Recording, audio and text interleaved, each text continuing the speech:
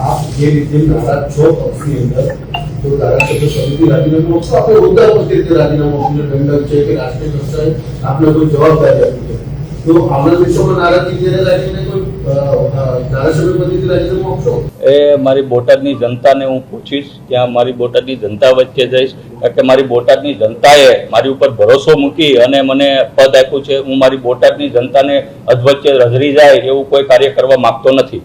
આજ આમ આદમી પાર્ટીએ તમને મેન્ડેટ આપ્યું છે અને પાર્ટીના મેન્ડેટ ઉપર, કારણ કે તમે ઉમેશ મકવાણા તરીકે નથી ચૂંટાયા, તમે આમ આદમી પાર્ટીના કેન્ડિડેટ તરીકે ચૂંટાઈને આવ્યા છો.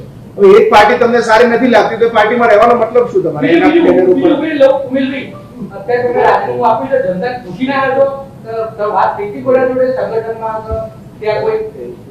ઘણા બધા મારા આમ આદમી પાર્ટીના જે પદાધિકારી છે એની સાથે ચર્ચા વિચારણા થઈ હતી, ઘણા સાથે મારે વાત પણ થયેલી છે.